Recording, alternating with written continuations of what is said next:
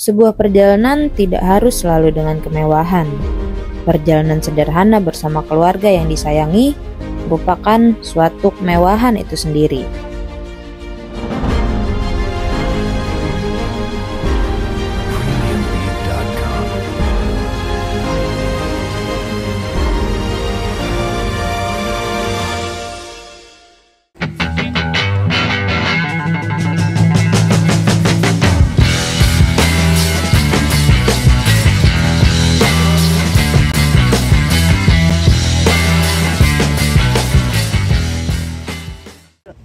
Halo guys, balik lagi bersama aku Malina. Hari ini kita mau jalan-jalan ke Bukit Tinggi. Saat ini aku sudah berada di kota Bukit Tinggi, Provinsi Sumatera Barat. Sesuai dengan namanya, secara geografis wilayah Bukit Tinggi berada di area perbukitan. Lebih tepatnya terletak pada rangkaian pegunungan Bukit Barisan. Ketinggiannya berkisar 909 sampai 941 meter di atas permukaan laut. Tentu saja di sini udaranya lumayan sejuk. Selain memiliki panorama yang indah, kota Bukit Tinggi juga sangat kental akan sejarahnya. Janjang Gudang yang sedang aku lewati saat ini juga tentunya tidak luput dari sejarah. Pada masa pemerintahan Hindia Belanda tahun 1908, dibuat pembangunan beberapa janjang atau tangga yang menghubungkan antara Pasa Ateh dan Pasa Bawah. Nah, di Janjang Gudang ini dulunya terdapat gudang kopi yang terletak di salah satu janjang menuju Pasa Ateh. Makanya hingga saat ini dikenal sebagai Janjang Gudang. Setelah menaiki Janjang Gudang, kita sampai di Pasa Ateh. Di sini selain pasar, terdapat juga bangunan ikonik Bukit Tinggi yaitu Jam Gadang. Ah, senangnya. Akhirnya setelah 11 tahun aku bisa melihat megahnya Jam Gadang dari dekat lagi. Hari ini lagi ramai sekali karena lagi ulang tahun kota Bukit Tinggi. Selamat ulang tahun. Ulang tahun keberapa ya? Mana ya? Ada Tadi ada tulisannya. tulisannya tadi. Di situ.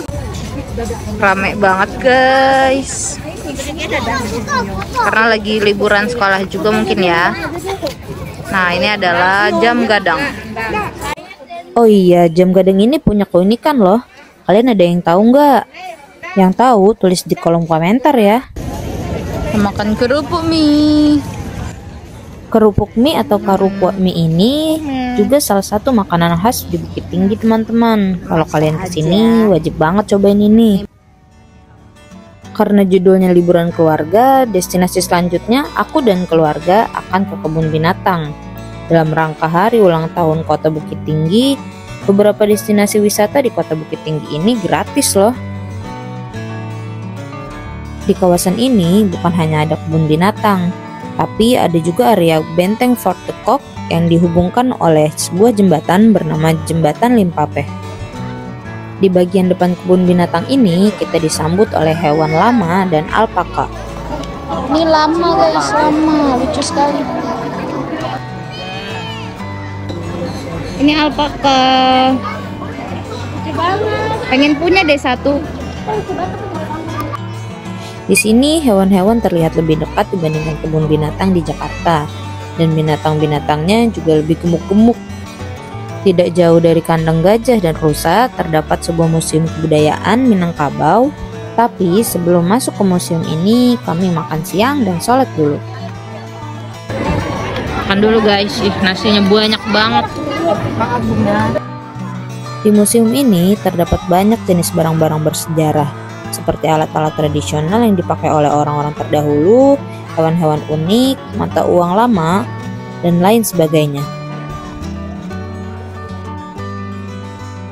Lalu setelah ke museum, kami melanjutkan perjalanan melihat burung dan masuk ke kandang burung. Kandang burung ini lumayan besar. Di sini kita bisa melihat burung-burung dari dekat. Bahkan ada burung merak juga yang jaraknya sangat dekat dengan kami. Karena ramai sekali pengunjung, kami jadi lumayan berdesak-desakan. Sampai memasuki kawasan hewan-hewan reptil pun yang tempatnya tertutup, kami sulit untuk bergerak. Maklum saja, namanya juga liburan gratis. Orang-orang di seluruh penjuru kota Bukit Tinggi pun datang semua.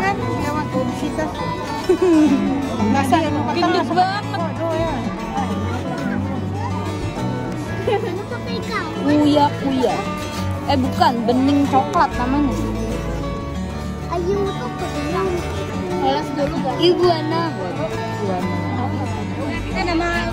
Dari atas terlihat kandang harimau Sumatera, tapi harus memutar dan turun ke bangunan yang ada di bawah untuk melihatnya dari dekat. Setelah puas melihat kucing besar yang gagah itu, kami lanjut melihat primata dan buaya. Lumayan mengejutkan. Di sini ternyata ada banyak kandang buaya yang lumayan dekat dengan pengunjung, yang hanya dibatasi oleh pagar dan bagian atasnya diberikan kawat-kawat menyilang. Benteng Fordekok, kita melewati jembatan Limpape dari pintu masuk kebun binatang Bukit Tinggi. Itu dia. Nina. Wow, ramai sekali. Tadinya kami tidak mau melewati jembatan Limpape karena diberlakukan sistem buka tutup saking ramainya pengunjung. Tapi saat kami berada di dekat jembatan, nasib baik jalurnya sedang dibuka. Jadi kami lanjut menuju ke Benteng Fordekok deh. Karena seramai ini, jujur saja, aku merasa agak ngeri lewat jembatan ini. Takut tiba-tiba jembatan ini ambruk. Tapi alhamdulillah aman-aman saja teman-teman. Akhirnya kita sampai di Benteng Fordekok. Sedikit sejarah singkat saja. Benteng ini merupakan peninggalan Belanda yang didirikan tahun 1825. Dan pemimpin saat itu adalah Hendrik Marcus de Kock. Karena itulah benteng ini dikenal dengan nama Benteng Fordekok. Benteng ini digunakan Belanda untuk pertahanan dari gempuran masyarakat Minangkabau pada masa Perang Padri tahun 1821 sampai 1837. Dapat dilihat juga di sini banyak peninggalan sejarah seperti meriam-meriam ini.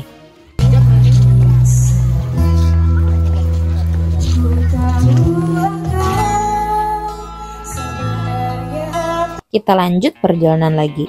Kita akan menuju ke Ngarai Siano. Untuk menuju ke sana, kita harus berjalan menuju ke arah Jam Gadang lagi.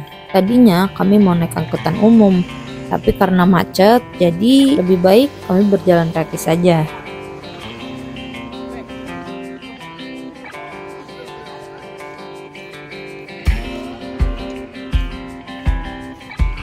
Di sini juga masuknya lagi-lagi gratis teman-teman. Tapi untuk masuk ke wisata sejarah Lubang Japang, kita perlu membayar guide sebesar Rp20.000 per orang. Tapi penjelasannya benar-benar sangat jelas dan rinci.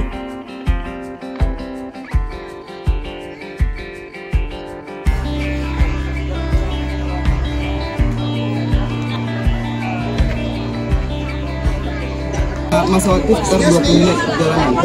Setelah adik-adik lagi masuk, pemandu di sini kita mempunyai biaya. Ada fee standar. Untuk satu kali jalannya ada 20.000 untuk satu orang. Bayarnya nanti setelah sini dia. Jadi boleh dinilai dulu dari sana. Nanti kita lihat Ngarai Siano. Kalau mau masuk boleh foto dulu di sini. Foto bersama kita bantu. Jadi Ibu, sebelumnya Ibu perkenalkan, nama saya Abdi, monolokal di sini. Dan lomba Jepang ini nggak ada pantangan, kalau mau foto, mau video silakan, mau nggak boleh sombong, nggak boleh kabur. Jadi ada lomba Jepang ini dibangunnya tahun 1942. Kita jangan sampai santai-santai aja Ibu ya. Kita kalau dibangunnya tahun 1942 sampai 1945. Tujuan dibangun lomba Jepang ini adalah untuk mendirikan bangkel atau benteng pertahanan bawah tanah dari negara Jepang. Nah, lomba Jepang ini Bu dibangunnya menggunakan pekerja atau buruh paksa yang disebut dengan romusa. Dan untuk romusa yang lomba Jepang itu bukan warga Bukit Tinggi, bukan warga Sumatera Barat, tapi yang para tangga dari luar Pulau Sumatera, dari Jawa, Sulawesi, Kalimantan. Alasan mereka datangkan dari luar Bu untuk menghindari seandainya para pekerja atau romusa di sini kabur, mereka nggak bisa bahasa Minang, bahasa dari sini Bu. Jadi dalam artian dahulunya lomba Jepang itu dibangun sifatnya sangat rahasia. Lagi rahasianya lomba Jepang di Kota Bukit Tinggi ini baru ditemukan tahun 1946. Dengan di sini, karena mereka prediksi lomba ini bisa menahan ledak bom 500 kg berat bom di atas bisa dibuatkan rasa. Nah itu contohnya deh, gempa besar. Untuk karena ini sama sampai sekarang belum ada yang jebol. Dan mereka buat Ibu tinggi 1,5 meter menyesuaikan tinggi orang Jepang. Orang Jepang kan pendek-pendek, tapi kan mereka terkenal kekejamannya kan. Ya. Ini lapis semen. Apa ini Bang? Jadi masih ruang amunisi ada di situ sampai situ. Ada 60 ruang amunisi. Nah, ini ada 6 buah ruang amunisi, gudang senjata bagi tentara Jepang. Tapi ini yang telah direnovasi. Tahun 2008 lomba Jepang itu rencananya mau dibangun kafe, museum, musola, restoran. Jadi bu sebagai militer atau bioskop ini. Kedua nih ya, ini dibuat Jepang sebagai pintu pelarian atau pintu emergency. Seandainya tentara Jepang tadi diserbu masuk sama tentara sekutu, mereka akan lari sampai ujung sana, terus berasa lomba kedalaman 70 meter menggunakan akar pohon yang ditambang. Ibarat butuh ke atas sana. Sekarang ini kita gunakan sebagai ventilasi udara, bisa 2.000 orang pengunjung lomba Jepang ini insya Allah tanpa kekurangan oksigen. Jawabannya mesti museum dulunya. Barang-barang sejarah seperti senjata, alat pengalian, masih kayak gini kan? Karena persis di atas kepala kita sekarang deh itu jalan raya. Jadi pemerintah dalam Kota Bukit Tinggi antisipasi turun dijebol karena kita ada mobil motor lewat di atasnya, dikasihlah kerangka atau fondasi di sini ini. Jadi itu apa? Iya. Yang kanan dan kiri kita ini ruangan makan para pekerja dan pengusaha. Para pekerja di sini yang kalau bisa kan mereka ribuan. Jika mereka makannya cuma 1 kali sehari tapi kerja 24 jam. Yang kalau lagi bekerja, yang sakit, yang melawan, Jepang akan tahan di penjara di sana. Mau tengok penjaranya. Dulunya pintu ini dipersiapkan Jepang untuk pintu pelarian. Jika seandainya mereka diserbu masuk sama tentara sekutu, mereka akan lari sampai sini, turun ke dasar lembah kedalaman 70 meter menggunakan akar pohon yang ditambang. Ibarat itu turunnya ke Tarzan.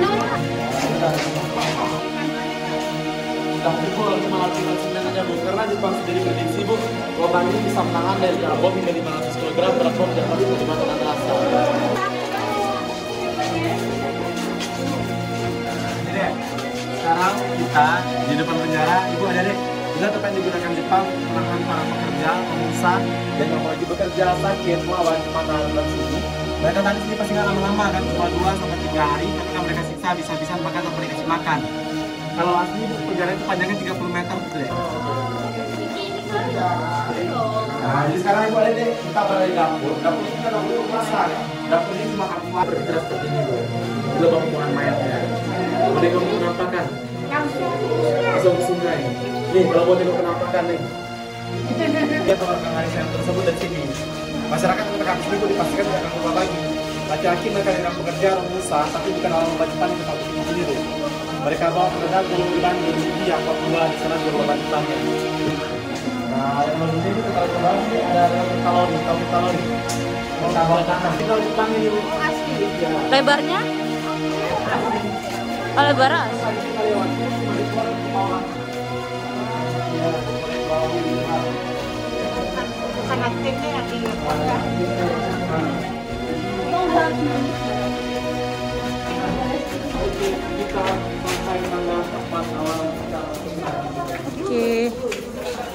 Akhirnya kita sampai di akhir destinasi wisata kami hari ini.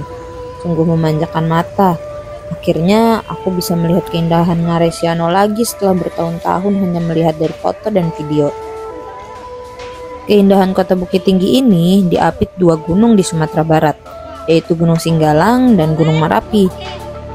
Semoga keindahan alam ini akan tetap lestari dan situs sejarahnya juga dapat dijaga dengan baik.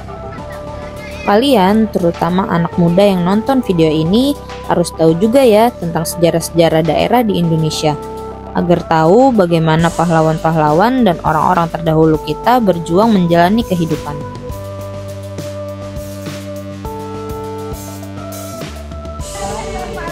Sudah guys, ini kita lagi di Ngaresiano. Bang, udah bang, pengen pulang bang. Ya udah, kalau kamu mau pulang, kita akhiri dulu video kali ini.